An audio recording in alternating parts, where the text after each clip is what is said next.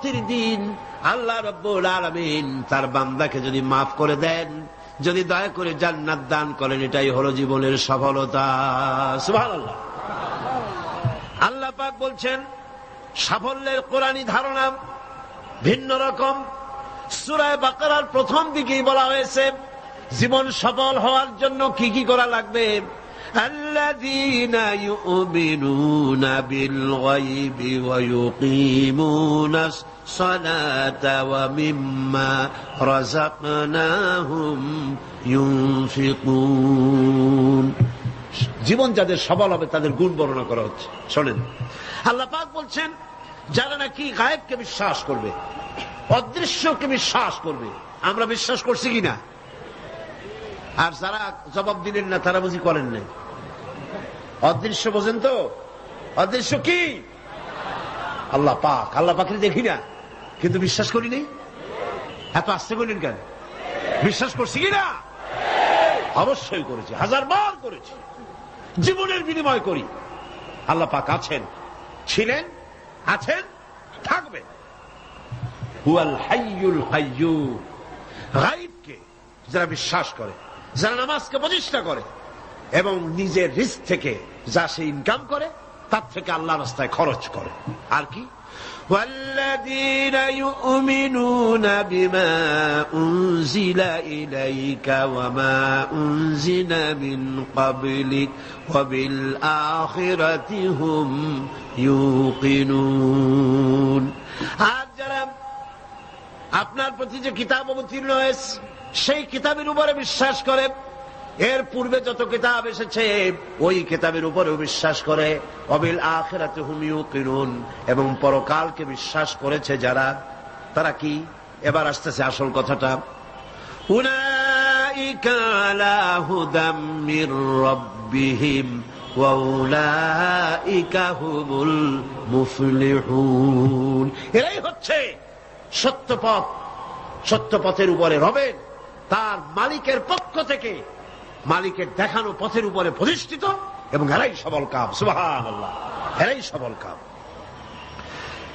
জীবনের সফলতা আর বিফলতার ব্যাপারে সূরা আলে ইমরানের মধ্যে বলা হয়েছে, ইয়া আইয়ুহাল্লাযীনা আমানু সবিরু ওয়া সাবিরু ওয়া রাবিতু ওয়াত্তাকুল্লাহা লাআল্লাকুম তুফলিহুন। হে বিশ্বাসীরা, সবরের পথ অবলম্বন করো, বাতিল পন্থীদের মোকাবেলায় দৃঢ়তা অর্জন করো। জীবন সফল হওয়ার পথ দেখুন। জীবন সফল হবে কিসে? হে বিশ্বাসীরা, সবরের পথ অবলম্বন করো। মাথা গরম করো না, মাথা ঠান্ডা রাখো, সবরের পথ অবলম্বন করো। এই সবরের ব্যাখ্যাও আমরা এখানে করেছি। তারপরে বাতিল পন্থীদের মোকাবেলায় দৃঢ়তা দেখাও, এরপরে হকের পথে উঠে পড়ে লেগে যাও। আশা করা যায় তোমরা সফল কাম হবে। সুবহানাল্লাহ। আশা করা যায় তোমরা সফল হতে পারবে। সফলতার মানদণ্ড সম্পর্কে সূরা মায়েদায় বলা হয়েছে, ইয়া আইয়ুহাল্লাযীনা আমানুত্তাকুল্লাহা ওয়াবতাগু ইলাইহিল ওয়াসিলা ওয়াজাহিদু ফি সাবিলিহি লাআল্লাকুম তুফলিহুন। জীবনের সফলতা এ ব্যাখ্যা নেব কার কাছ থেকে? বলেন না কার কাছ থেকে? কোটি টাকার মালিক হলে জীবনের সফলতা আসে না। গাড়ি বাড়ি ইন্ডাস্ট্রির মালিক হলে, ক্ষমতায় গেলে জীবনের সফলতা দুনিয়ার চৌহদ্দির ভিতরে সীমাবদ্ধ নয়। ব্যাখ্যা নেব কার কাছ থেকে? ওই আল্লাহ পাক বলছেন, হে বিশ্বাসীরা, জীবন তোমার সফল হবে আল্লাহকে ভয় করো।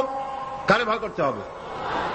রাষ্ট্রকে, পুলিশকে, আর্মিকে, প্রধানমন্ত্রীকে, প্রেসিডেন্টকে। কারে ভয় করতে হবে?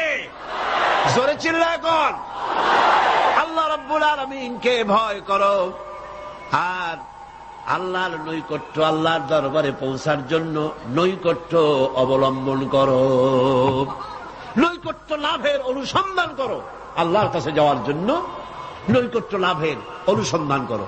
ওয়াবতাগু ইলাইহিল ওয়াসিলা এর তাফসীর করা হচ্ছে আমলে সালেহ, নেক কাজ করো, সেই নেক কাজগুলি তোমার জন্য জান্নাতে যাওয়ার ওসিলা হয়ে যাবে। সুবহানাল্লাহ, ওসিলা তালাশ করো।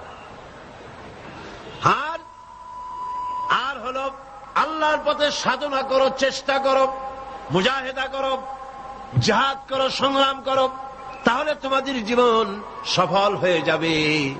আবার সফলতার মানদণ্ড সম্পর্কে সূরা মায়েদার অন্য আয়াতে আল্লাহ পাক বলেন, ইয়া আইয়ুহাল্লাযীনা আমানু ইন্নামাল খামরু ওয়াল মাইসিরু ওয়াল আনসাবু ওয়াল আজলামু রিজসুম মিন আমালিশ শাইতানি ফাজতানিবুহু লাআল্লাকুম তুফলিহুন।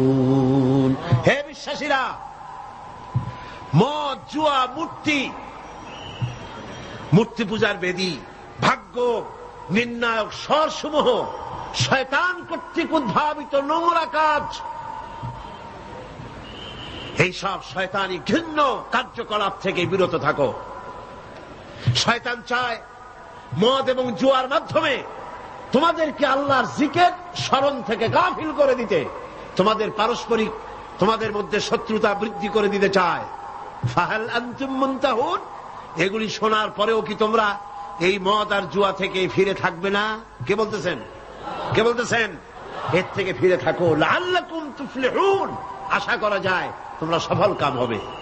আমরা সফলতার আশা করি আল্লাহ নিষিদ্ধ জিনিসকে জারি করে দিয়ে, আল্লাহ নিষেধ করা জিনিসগুলি চালু করে দিয়ে তার মধ্যে সফলতা আশা করি। আর আল্লাহ বলেন, আমার নিষিদ্ধ করা জিনিসগুলিকে দুনিয়ার বুকে নিষেধ করো, বন্ধ করে দাও, তাহলে সফল হবে। প্রসঙ্গক্রমে আমি আপনাদের সামনে বলতে চাই, 1996 নির্বাচনে পার্লামেন্টে আসার পর মদ জুয়া নিষিদ্ধকরণ বিল 96, এই বিল আমি উত্থাপন করেছিলাম, বিল পেশ করেছিলাম। আপনারা নিশ্চয়ই পত্র পত্রিকায় দেখেছেন, দেখছেন না? সেই বিল উত্থাপন করার পর স্পিকার সাহেব কমিটিতে পাঠায় দিলেন, সংসদীয় কমিটিতে পাঠায় দিলেন। সুদীর্ঘ 2 বছরের ভিতরে এই বিলের কোনো খোঁজ নাই। মারাত্মক ডিপ ফ্রিজের অতল তলে বিল পড়েছিল।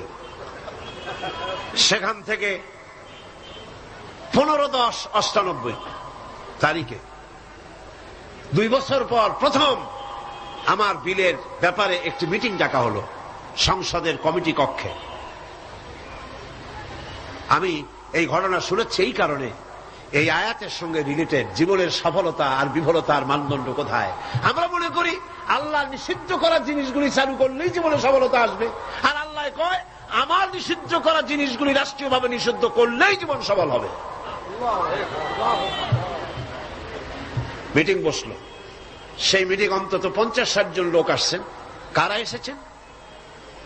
বিভিন্ন মন্ত্রণালয়ের সিনিয়র অফিসার, সচিব, উপসচিব পর্যায়ের লোকেরা এসছেন। এমপি আসছেন কয়েকজন, সরকারি দলের, বিরোধী দলের। আমাকে তো ডেকেছেই। আমার মনে হলো, আশান্বিত হলাম, 2 বছর পরে হলেও বিল তো মরে নাই, জিন্দা আছে। এবং আমার মনে হলো যে এতগুলি মুসলমান এখানে, মনে হয় আমার এই বিলের পক্ষেই তারা কথা বলবেন, এটা আমি আশা করলাম। আমাকে যিনি সভাপতিত্ব করছিলেন তিনি আমাকে বললেন, আপনি আগে কথা বলবেন না, সকলের বলা শেষ হবে তারপর আপনি বলবেন। সবটা শুনিয়া বললাম ঠিক আছে। শুরু হলো এই বিলের ব্যাপারে বলা, আলোচনা শুরু হলো। বিলের ব্যাপারে ফাইল তৈরি হয়েছে, এত বড়, আমার কাছে ফাইল আছে। বিভিন্ন মন্ত্রণালয় মদ নিষিদ্ধ করলে, জুয়া নিষেধ করলে এই দেশের কি হবে, এই ব্যাপারে তারা তাদের মন্তব্য দিয়েছে।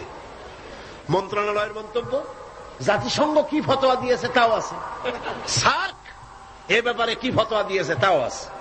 এত বড় ফাইল শুরু হলো। প্রথমেই অর্থ মন্ত্রণালয়, সভাপতি সাহেব বললেন আপনি বলেন এই বিলের ব্যাপারে। অর্থ মন্ত্রণালয় বলল, মাননীয় সভাপতি যদি এই বিল কার্যকরী হয়, মদ যদি বন্ধ করে দেওয়া হয়, তাহলে আমার দেশ প্রতি বছর 28 কোটি টাকার রাজস্ব ইনকাম থেকে মাহরুম হয়ে যাবে। স্বাস্থ্য মন্ত্রণালয় বলল মদ যদি না থাকে জনগণের স্বাস্থ্য শেষ।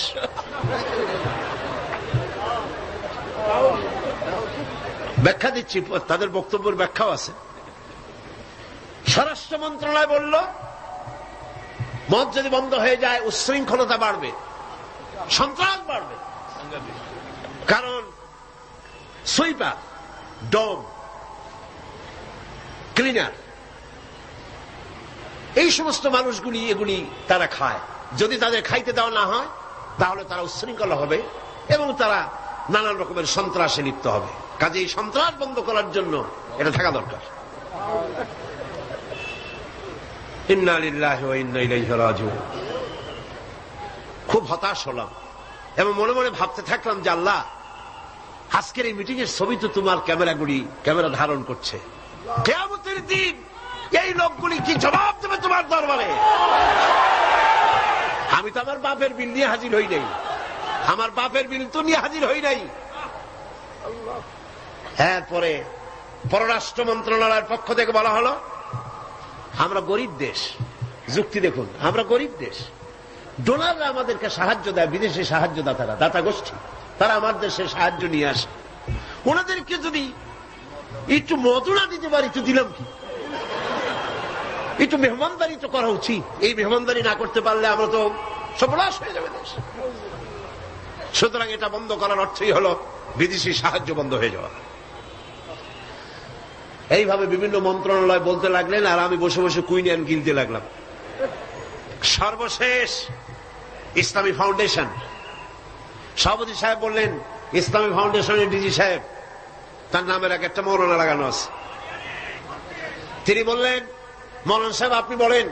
আমি এই লোকটার চেহারা জীবনে দেখি নাই, ওই প্রথম দেখলাম। আমি ভাবলাম অন্তত সে যাই হোক, নামের আগে যখন একটা মৌলানা আছে, জি, তাহলে উনি এই বিলের পক্ষে কথা বলবেন, আমার ধারণা হল। কিন্তু সর্বনাশ, তিনি বললেন কি, আহা, চাকরি করতে গিয়ে মানুষ এইভাবে ইমান বিক্রি করে? অবাক হলাম আমি।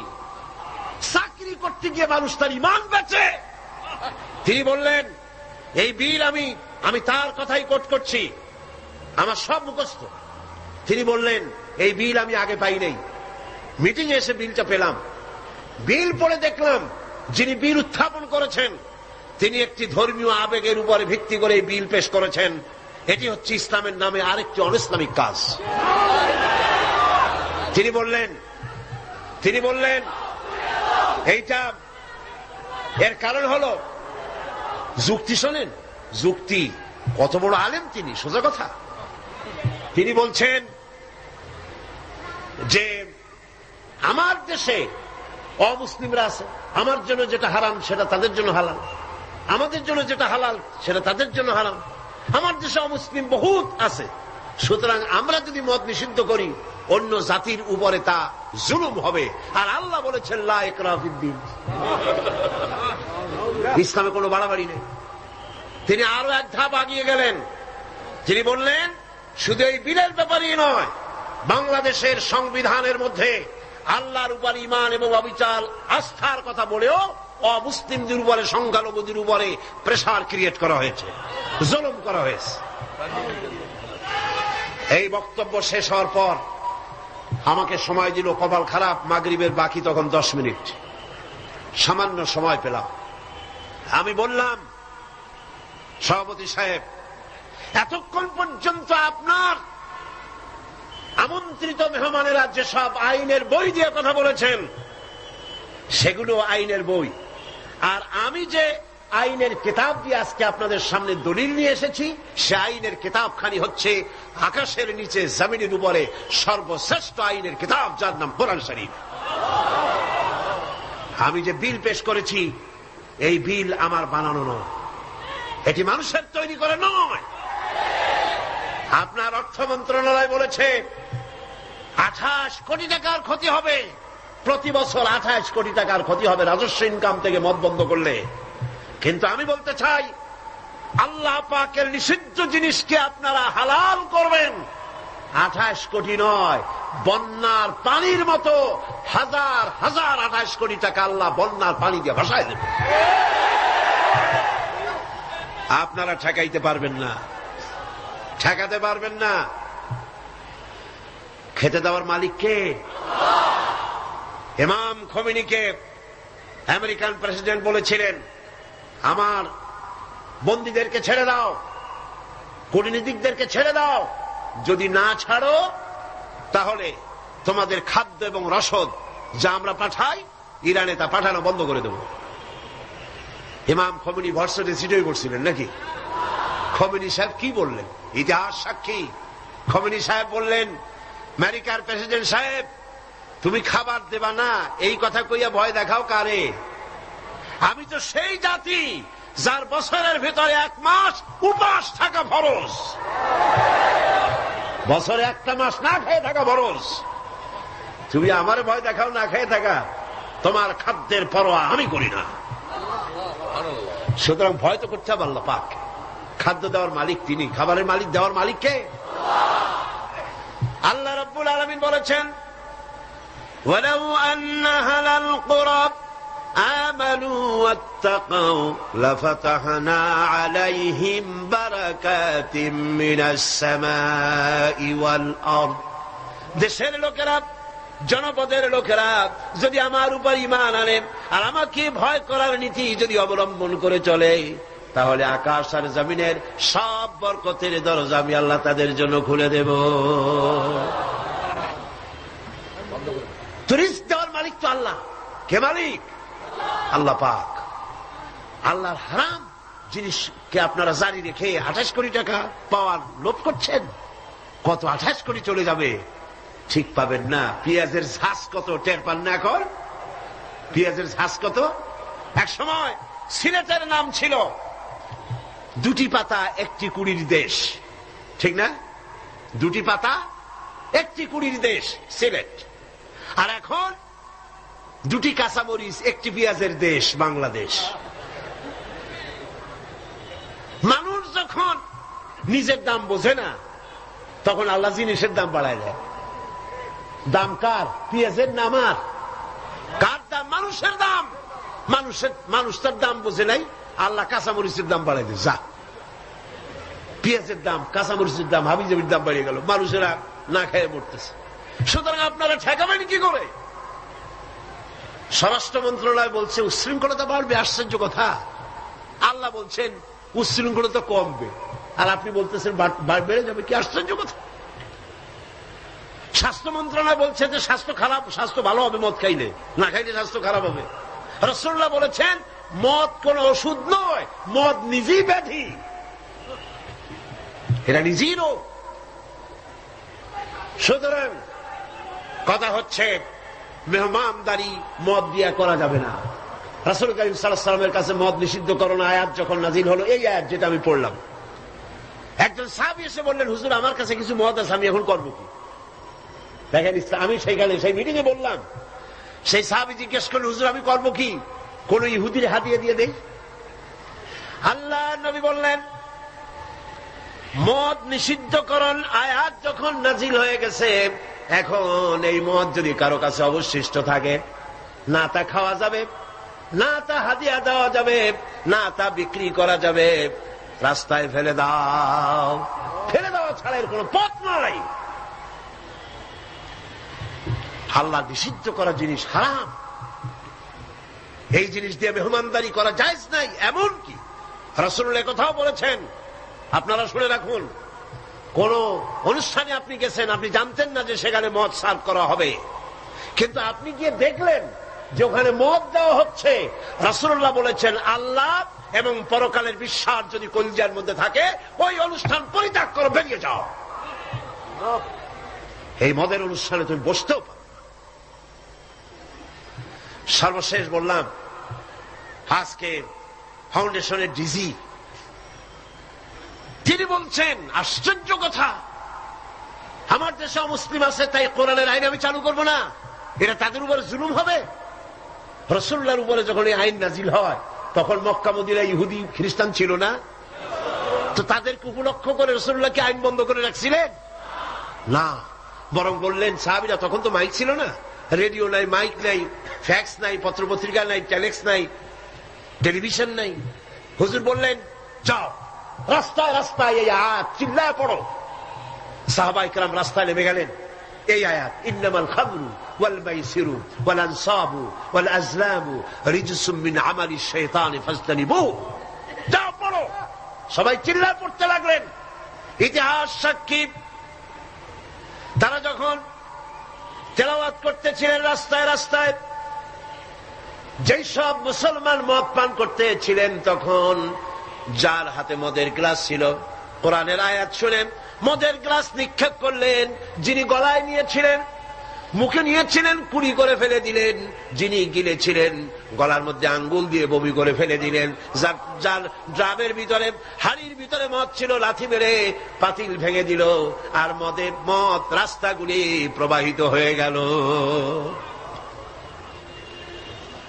শাসনতন্ত্র, আমার দেশের সংবিধানের ভিতরে আল্লাহর উপরে ঈমান এবং অবিচল আস্থার কথা বলা হয়েছে, সেইটাও নাকি অমুসলিমদের উপরে জুলুম করা হয়েছে। আমি জিজ্ঞেস করতে চাই, আমার দেশের হিন্দুরা আল্লাহকে অস্বীকার করে? আস্তে কনকান করে? আল্লাহ না বলুক, ভগবান তো বলে, ব্রহ্মা তো বলে, উপরওয়ালা তো বলে, ঈশ্বর তো বলে, বিধাতা তো বলে। খ্রিস্টানরা আল্লাহকে অস্বীকার করে? চিল্লায় বলেন করে? বৌদ্ধরা করে? এই দেশের কিছু নাস্তিক মুরতাদ ছাড়া আল্লাহকে কেউ অস্বীকার করে না। সুতরাং আমার দেশে আল্লাহর উপর ঈমান এবং অবিচল আস্থার কথা সংবিধানে যা লেখা হয়েছে, এটাকে পরিবর্তন করতে চাইলে বাংলাদেশে আগুন জ্বলবে, কেউ ঠেকাইতে পারবে না।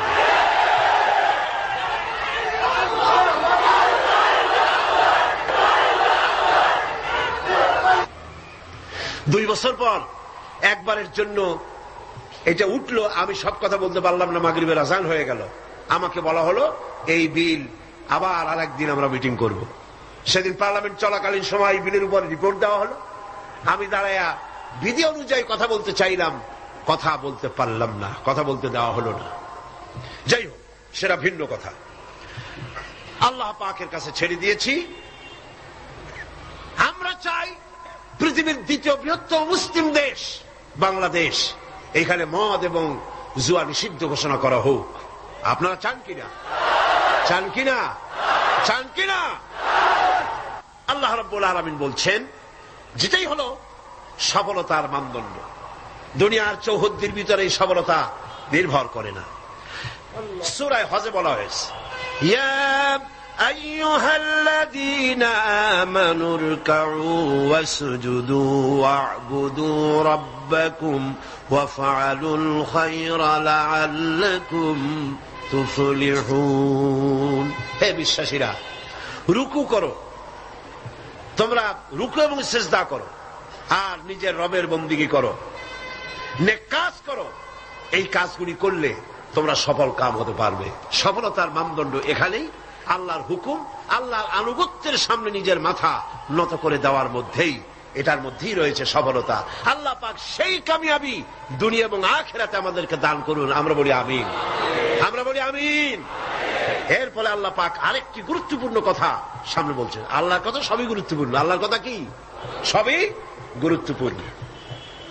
আল্লাহ পাক বলেন, وَمِنَ النَّاسِ مَن يَشْتَرِي لَهْوَ الْحَدِيثِ لِيُضِلَّ عَن سَبِيلِ اللَّهِ بِغَيْرِ عِلْمٍ وَيَتَّخِذَهَا هُزُوًا أُولَئِكَ لَهُمْ عَذَابٌ مُهِينٌ।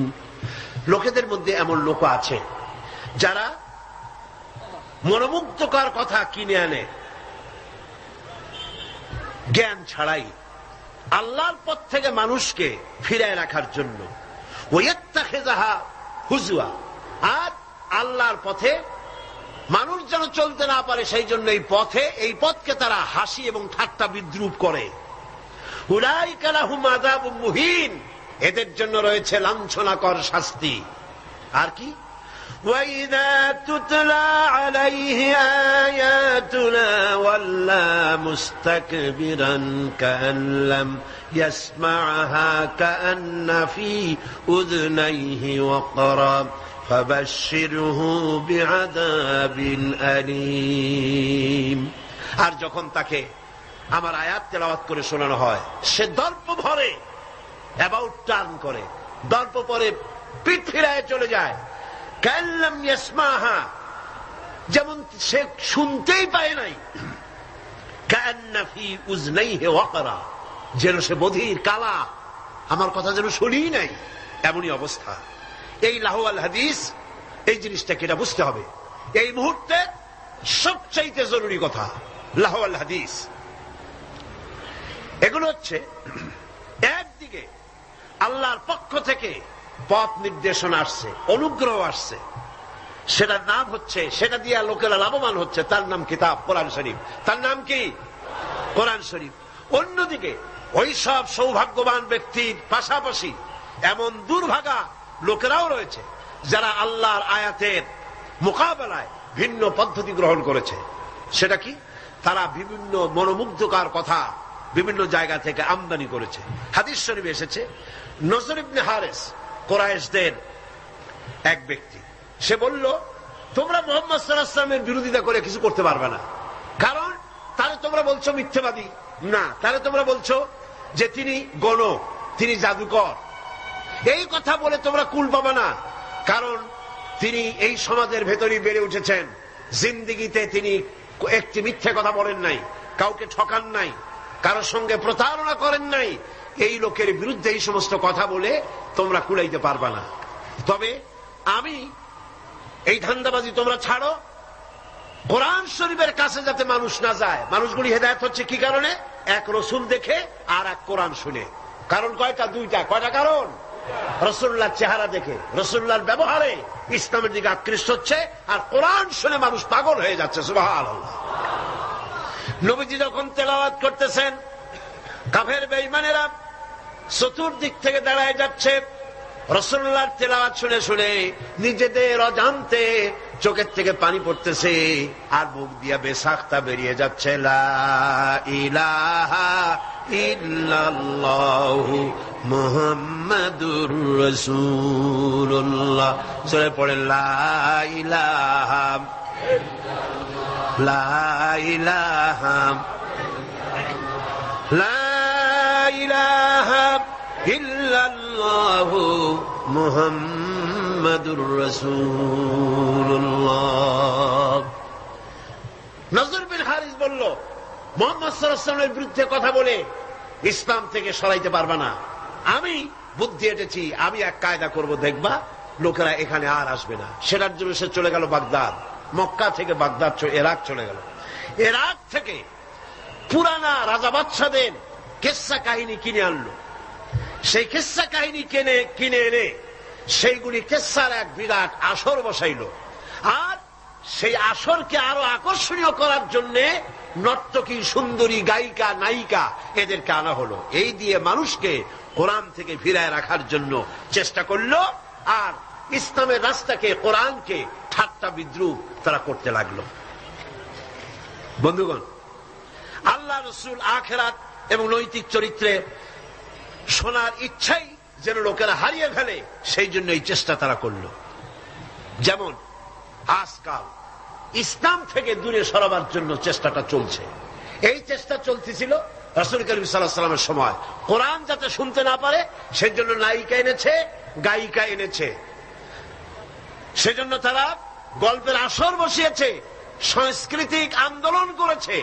এগুলি করে কোরআন থেকে ফিরাবার হাজারো প্রচেষ্টা করেছে। আর আজও একই পদ্ধতিতে গোটা জাতিকে চরিত্রহীন বানাবার লাহওয়াল হাদিস দিয়ে প্রচেষ্টা চলছে। ঠিক কিনা? ঠিক কিনা? আজ দেখেন দেশের সরকারের পৃষ্ঠপোষকতায় নর্তকী, গায়িকা, নায়িকা বন্যার পানির মতো ভারত থেকে আসতেছে। ঠিক কিনা? এরপরে আল্লাহর কোরআনের পথে বাধা দেওয়ার জন্য নাচ, গান, নাটক, সিনেমা ইত্যাদির আমদানি করা হচ্ছে। এগুলি করে ইসলামের পথে বাধার সৃষ্টি করা হচ্ছে, দর্শন বাড়তেছে, চরিত্রহীনতা ক্রমান্বয়ে বাড়তেছে। এগুলি সব হচ্ছে লাহওয়াল হাদিস। এগুলি কি বলুন? লাহওয়াল হাদিস। এই লাহওয়াল হাদিস থেকে আল্লাহ পাক বাঁচার জন্য বলেছেন, যারা কেনে এই লাহওয়াল হাদিস, যারা কেনে অর্থাৎ নিরর্থক, মনোমুগ্ধকর, আকর্ষণীয়, আল্লাহর পথ থেকে ফিরাবার যত ব্যবস্থা আছে সবগুলি হচ্ছে লাহওয়াল হাদিস। এগুলি তারা কেন করে? এগুলি করে লিয়ুদিল্লা আন সাবিলিল্লাহ, আল্লাহর রাস্তা থেকে মানুষগুলোকে ফিরাবার জন্য, আর কোনো কারণ নেই। মুন্সিগঞ্জে আমার এক মাহফিল ছিল, নারায়ণগঞ্জের এপার। সেই জায়গায় প্রোগ্রামটা আমার শুক্রবার দিন প্রোগ্রাম হবে সকাল 8টায়, একটা দোয়ার মাহফিল। সেই মাহফিলে গিয়ে রাতের বেলায় মঞ্চ গেট পোড়াই দিয়েছে, মাহফিল যাতে না হতে পারে সেজন্য সরকারি ছত্র ছায়া। বিসমিল্লাহির রহমানির রহিম। আস্তাগফিরুল্লাহ, আস্তাগফিরুল্লাহ, আস্তাগফিরুল্লাহ রব্বি মিন কুল্লি যামবি। এই কাজটি সেখানে করা হয়েছে। আমি শুনে বললাম, যারা এই কাজটা করলো ফাতুবু ইলাইহি লা হাওলা ওয়ালা কুওয়াতা ইল্লা বিল্লাহিল। তারা তো মাহফিলের প্যান্ডেলে আগুন দেয় নাই, নিজেদের তকদিরে আগুন লাগাইছে, নিজেদের তকদিরে আগুন লাগাইছে। জীবনে তো গানের প্যান্ডেলে আগুন দাও নাই, থিয়েটারের গেটে আগুন দাও নাই, জীবনে কোনদিন যাত্রার প্যান্ডেলে আগুন দাও। আয় আল্লাহ তাআলা, আমি আর জীবনে কখনো শরীর নাই সেই প্যান্ডেলটা আগুন দিলা যেখানে বসে কোরআনের কথা বলা হয়, যেখানে হাদিসের কথা বলা হয়। আগুন কপালে দিয়েছো, তকদিরে পোড়াইছো। যে হাত দিয়ে কোরআনের মাহফিলের মঞ্চর প্যান্ডেল পোড়ানো হয়েছে, এই ওজোর ছাড়া ফরজ নামাজ, ফরজ রোজা ছেড়ে দেব না। সবাই বলেন ইয়া আল্লাহ। এই মুহূর্ত থেকে মদ, জুয়া, হাত তো সাথে থাকার কথা নয়। এরপরে আল্লাহ পাক বলছেন, মিথ্যা, সুদ, ঘুষ, জেনা, অশ্লীলতা, পাপাচার, মিথ্যা, অহংকার, সব রকমের কাবায়ের থেকে তোমার কাছে তওবা। এদের অবস্থাটা কি?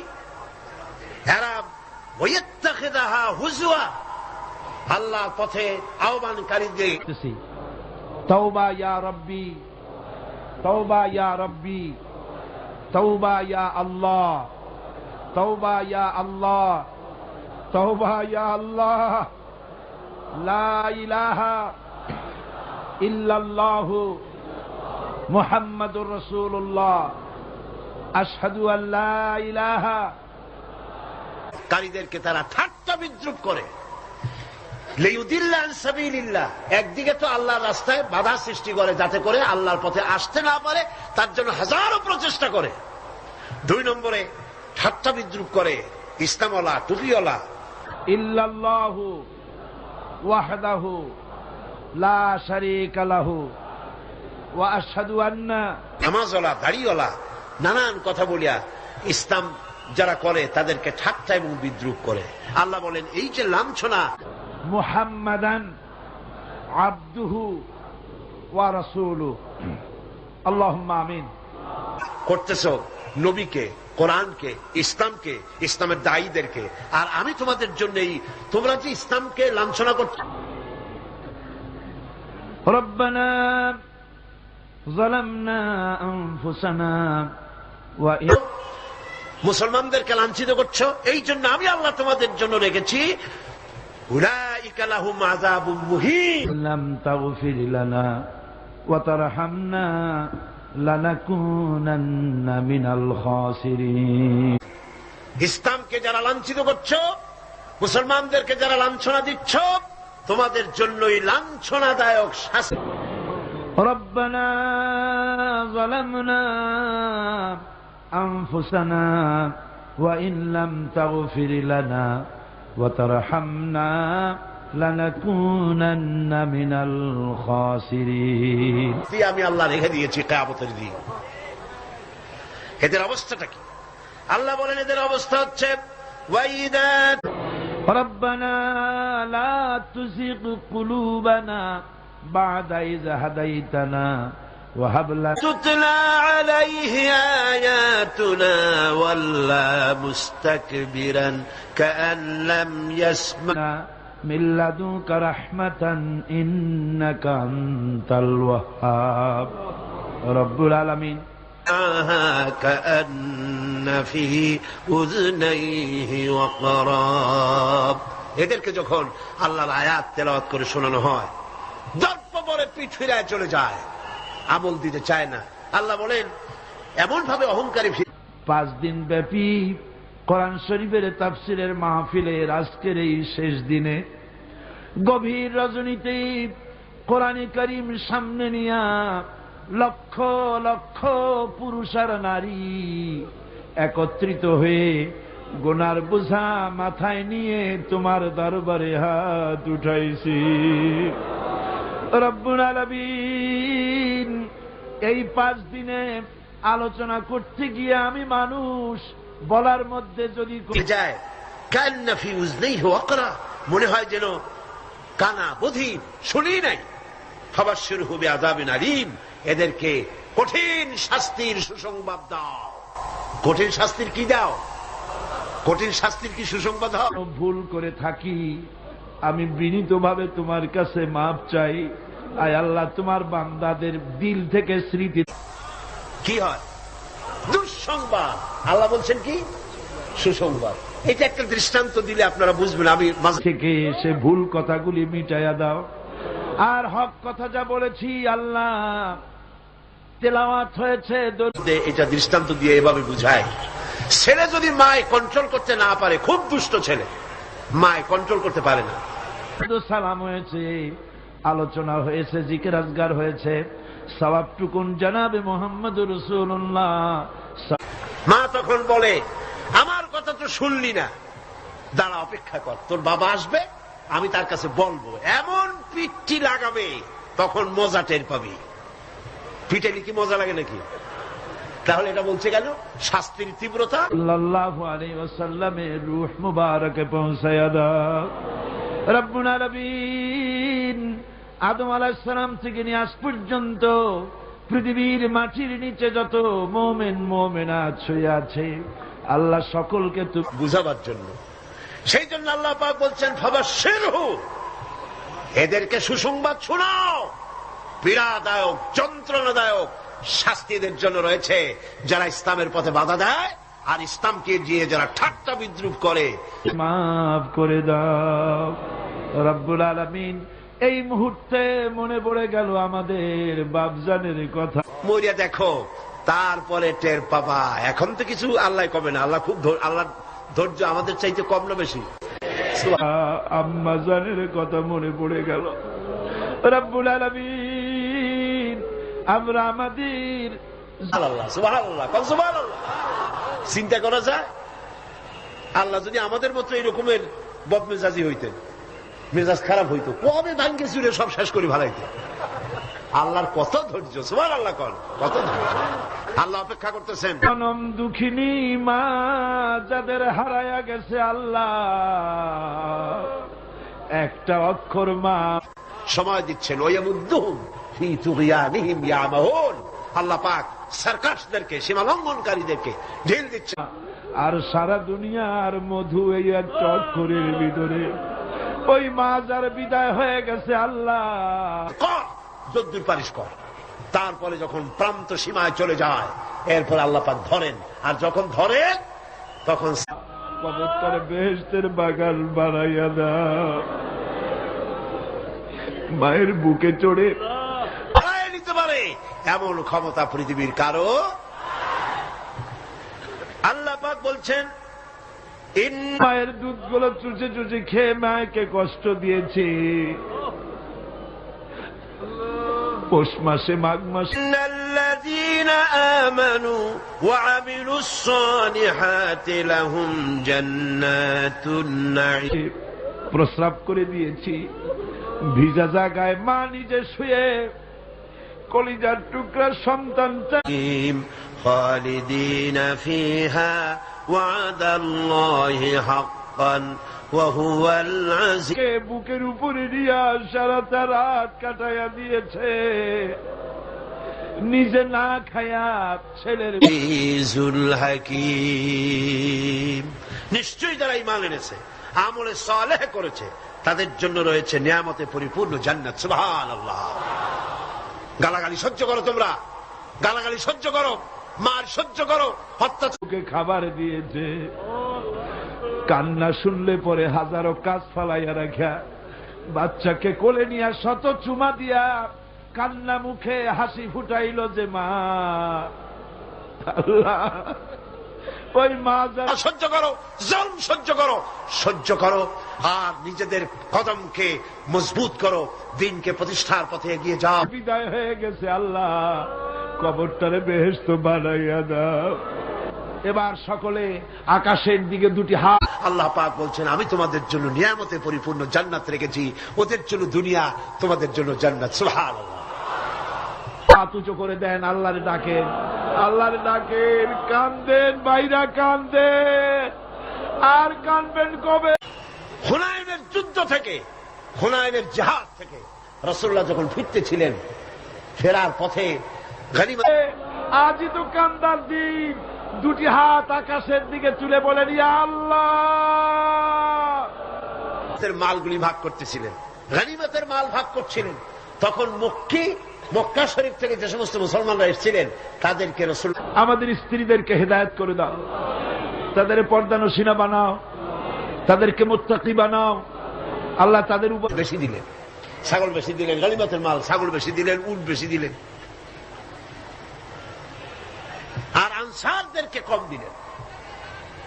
হযরত সাদ রাদিয়াল্লাহু তাআলা আনহু, যিনি আনসারদের নেতা ছিলেন, তিনি রাসূল রহমত করো, তাদের রোগ ব্যাধি ভালো করো। আল্লাহ আমাদের ছেলে মেয়ে যা দান করেছে সবগুলিকে দিনদার বানাও। আল্লাহকে বললেন, হুজুর বন্টন যা করলেন এতে কিন্তু আনসারেরা একটু নারাজ হয়ে গিয়েছে, তারাই বেশি স্যাক্রিফাইস করলো, অথচ গনিমতের মাল তারা কম পেয়ে গেল। হুজুর বললেন, তোমার মত কি? কয়, আমিও ওই রকমই, অর্থাৎ ওইটাই সমর্থন করি, ওইটাই সমর্থন করি, আমাদের কিছু বেশি দেওয়া উচিত ছিল। রাসূলুল্লাহ কি বললেন? সুবহানাল্লাহ। রাসূলুল্লাহ বললেন, একটু পরেই তুমি দৃশ্যটা দেখবা, ও সাদ, ও আনসারেরা, একটু পরেই দৃশ্যটা দেখবা। মক্কা নামাজি বানাও, আমাদের ছেলেমেয়েগুলিকে নামাজি বানাও, নামাজি বানাও। আমাদের ছেলেমেয়ের নামাজ দেখা, তাদের দিনদারি দেখে আমাদের চক্ষু যেন ঠান্ডা হয়। আল্লাহ, যারা ফিরে যাবে তারা নিয়ে যাবে উট, ভেড়া, ছাগল, আর মদিনায় যারা ফিরে যাবে তারা নিয়ে যাবে আল্লাহ রাসূলকে সাথে নিয়ে যাবে। এইরকম ছেলে তোমার কাছে চাই আল্লাহ। আল্লাহ, আজকের দোয়া ফিরাইয়া দিও না বাবু। আল্লাহ রাসূলকে সাথে নিয়ে যাবে, কোনটা বেশি? সুবহানাল্লাহ। দুনিয়ায় ঠাট্টা করে, বিদ্রুপ যারা করে, গালাগালি করে, সহ্য করো, সহ্য করো এবং তাহাম্মুলের সাথে পরিস্থিতির মোকাবেলা করো।